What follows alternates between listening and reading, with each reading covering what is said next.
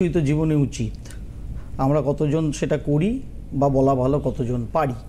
এবং এই মনের গ্রহ চন্দ্রমা, সেই চন্দ্রমাকে নিয়ে আজকের টপিক খুব কমন, প্রত্যেকেই শুনেছেন যারা অন্তত জ্যোতিষ ভালোবাসেন। সেই যোগটাকে বলে কেমদ্রুম।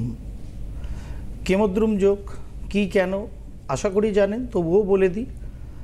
আপনার লগ্নচাটে যদি চন্দ্র একা একা বসে থাকে, তার ডান দিক বাদিকে কোনো গ্রহ না থাকে, রবি ব্যতীত, কারণ রবিকে ধরলে তো সে এমনি অমাবস্যায় ডুবে যাচ্ছে, কোনো যদি মূল প্ল্যানেট না থাকে ডান দিক বাদিকে, তাহলে সেটা চন্দ্রদেব কেমদ্রুম যোগ সৃষ্টি করে। এই কেমদ্রুম যোগের ভঙ্গের অনেক রুলস আছে, সেটা না এক সময় গিয়ে আবার আলাপ আলোচনা হবে, কিন্তু মূলত এটাকেই কেমদ্রুম যোগ বলা হয়। চন্দ্রমা যখন তার ডান দিক বাদিকে কোনো গ্রহ ছাড়া আপনার আমার জন্মছকে বিরাজ করেন। মূলত চন্দ্রমাকে, ওই দিদি বললেন আমাদের মনটাকে ফুরফুরে রাখা উচিত, চন্দ্রমা হচ্ছে সেই মনের কারক প্ল্যানেট, এবং শুধু মনের কারক প্ল্যানেট না, মস্তিষ্কেরও কারক প্ল্যানেট। সুতরাং মন আর মস্তিষ্ক মূলত তো এই দুটো সত্তার ওপরে আমাদের এই হিউম্যান বডিটা চলে, মূলত চলে আরও বডির ওপর, কিন্তু আমরা যেভাবে দেখি জীবন দর্শনটা আমাদের এই মেটেরিয়ালিস্টিক এন্ডে, ইমোশনাল এন্ডে, মূলত মন এবং মস্তিষ্কের যে কসরত চলছে ভেতরে, তার একটা বহিঃপ্রকাশ আপনার আমার কর্ম দিয়ে আমরা করি। কি ভাববো, কি দেখব, কি শুনবো, সবটাই আপনার আমার নিজস্ব ব্যক্তিগত।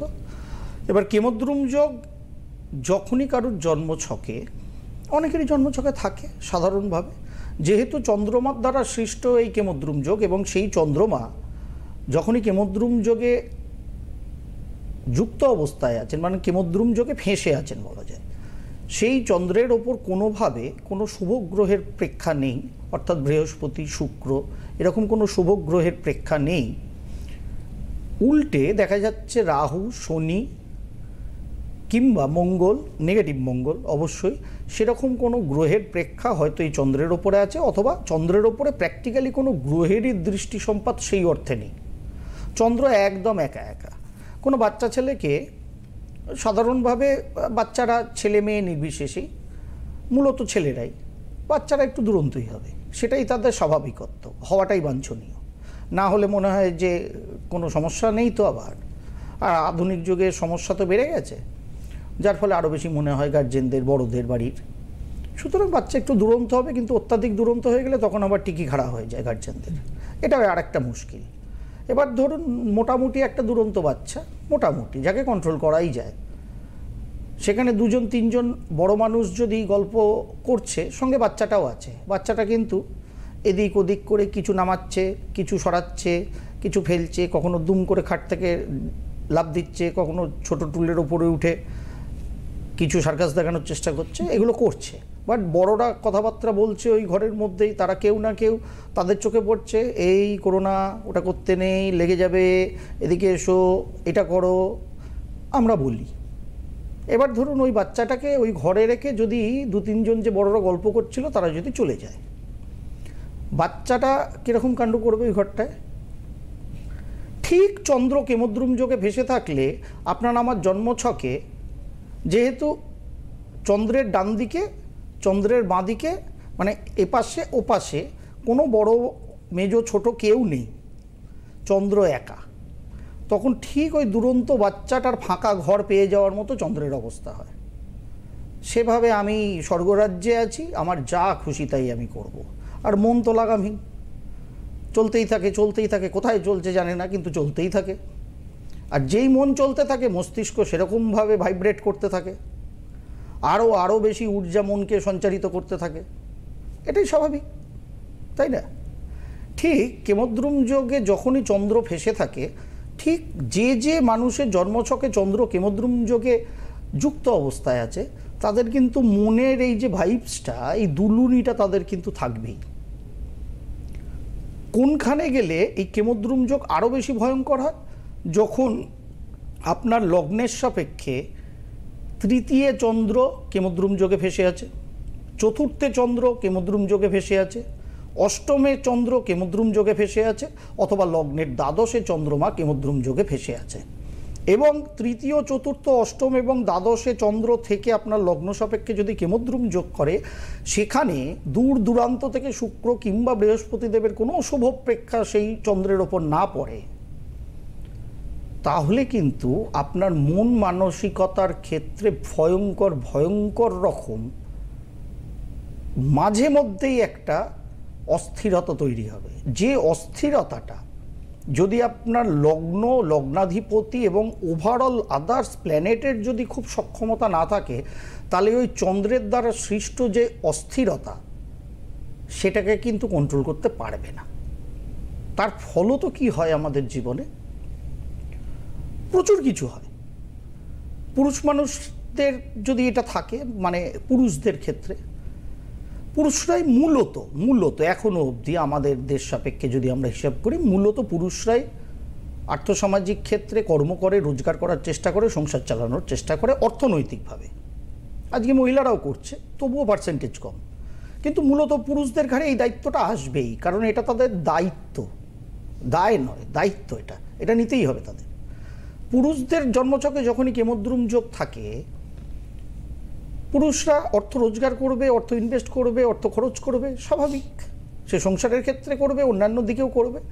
চন্দ্র যখনই কেমদ্রুম যোগে কোনো পুরুষ মানুষের জন্মছকে ফেসে আছে, তখনই তার অর্থনৈতিক ডিসিশন মেকিং এসে ভয়ঙ্কর গণ্ডগোল করে ফেলে।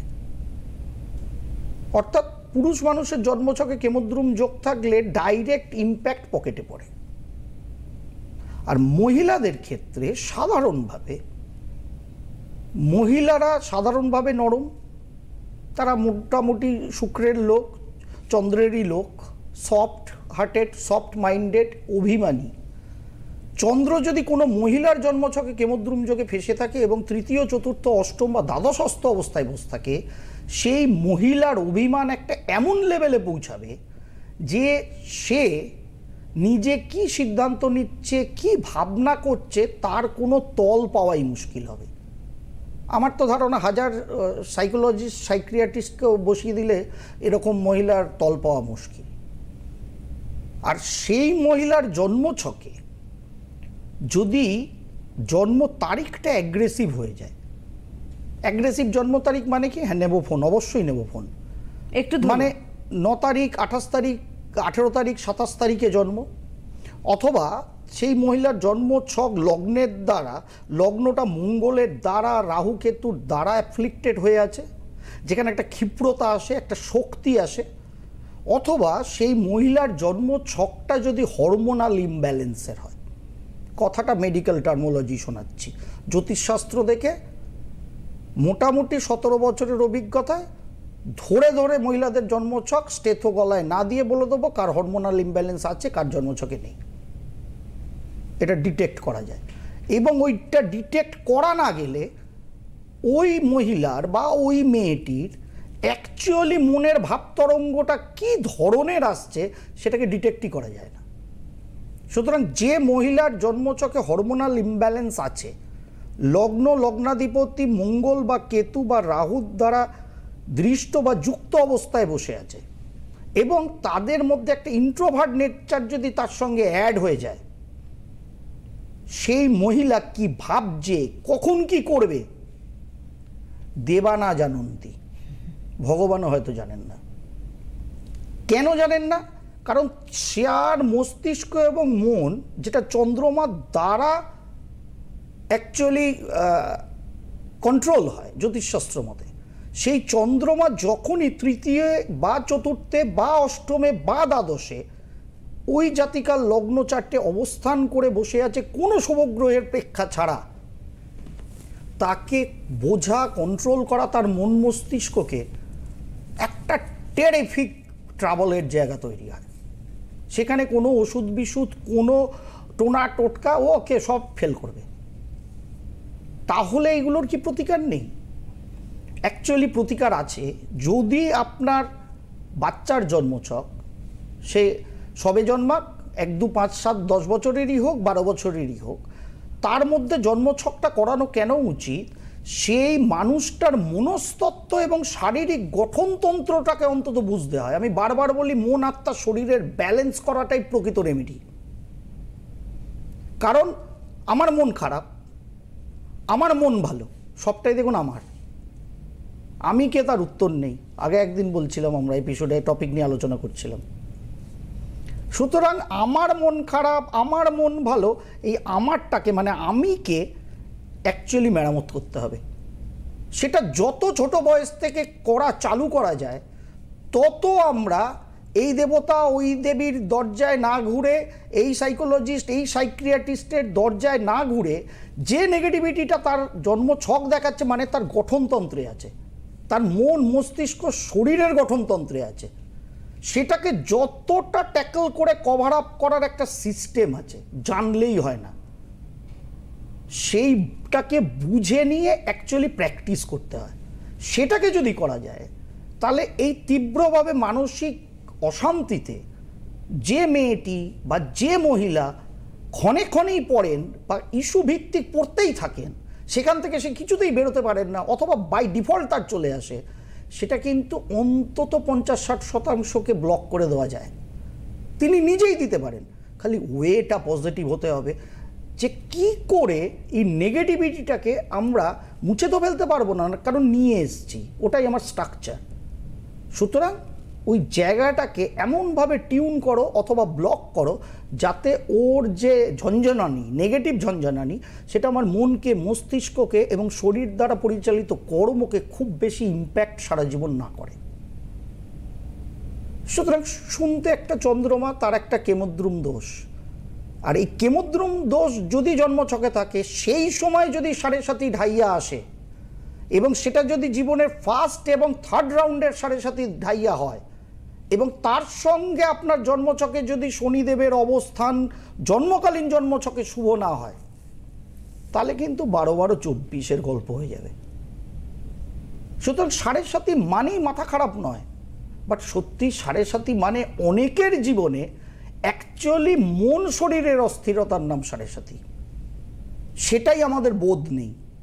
সেটাকে যদি বুঝি, 7.5 আসবে, 7.5 যাবে। পূর্ণবয়স্ক একজন মানুষ 75-80 বাঁচলে 3বার 7.5 পাবো, মিনিমাম 3বার, কেউ কেউ 4বারও পাবো। তাহলে কি আমরা তাহলে 75-80 বছর বাঁচছি কেন, যদি 7.5 আসলে মরেই যাই? একটা বিগ কোয়েশ্চেন না? অ্যাকচুয়ালি কোয়েশ্চেনটা এইটাই নয়, আমরা রুট কজটাকেই চিনতে পারি না, জানারই চেষ্টা করি না। ওপরে ওপরে সব ভাবি বোধহয় হয়ে যাবে।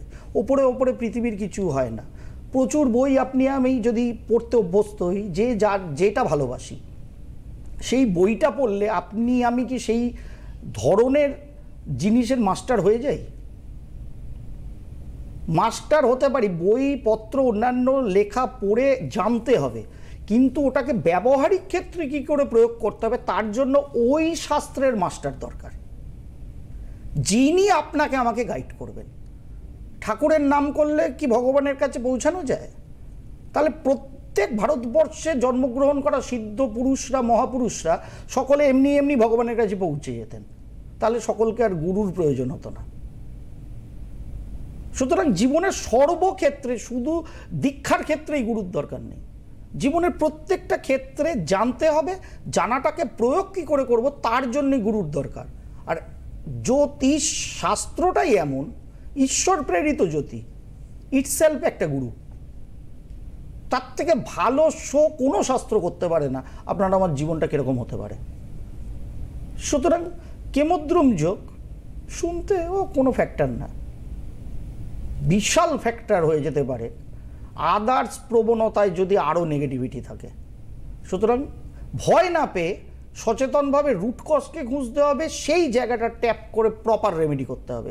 রেমেডি মানে এই না এই করেছি, মৌনী অমাবস্যা থেকে বকুল অমাবস্যা থেকে দীপান্বিতা অমাবস্যায় হ্যান করেছি ত্যান করেছি, তাহলে আপনি হ্যান ত্যান হয়ে যাবেন। বারবার হচ্ছেন, পশ্চিমবঙ্গের লোকের পয়সা নেই বলে কে কোথায় এত অমাবস্যায় কী করে পয়সা খরচ আপনারা করেন আমার তো মাথায় ঢোকে না। কালকে গড়িয়াহাট থেকে আসতে গিয়ে শিয়ালদা স্টেশনের সামনে দিয়ে যখন আসছি দিদি গাড়ি নিয়ে, আমার মনে হচ্ছে রোববারের বাজারে শিয়ালদা স্টেশনের সামনের থেকে বেশি লোক থাকে। অত শীতও নেই যে লোক শীতে কুকড়ে বাড়িতে ঢুকে বসে আছে, তাও শিয়ালদা স্টেশনের চত্বর এরিয়ায় মেন রোডে এনআরএসের উল্টো দিকে লরেটো ডে স্কুলের সামনে লোকই নেই। মনে হচ্ছে রোববার গেলে ওর থেকে আমি বেশি লোক দেখি শিয়ালদার ওই চত্বরে। কেন নেই? কেন নেই? তার মানে আর্থসামাজিক পরিস্থিতি দেয়, এটাকে বুঝতে হবে। তাতেও এত অমাবস্যায় ঘি ঢালেন, অন্তত এটা তো অন্তত ঘিয়ের ব্যবসায়ীদের, কাঠের ব্যবসায়ীদের আপনারা বাঁচিয়ে রেখেছেন। আপনাদের জন্য অন্তত বিশাল বেল গাছের ভালো মানে ফলাতে হয়, বেল গাছ পুঁততে হয়, বড় করতে হয়, ফল আসলে তারপরে তার কাঠ দিয়ে আবার যোগ্য করতে হয়। অন্তত এই দুটো জিনিসের ভালো ব্যবসা আপনাদের জন্য হচ্ছে।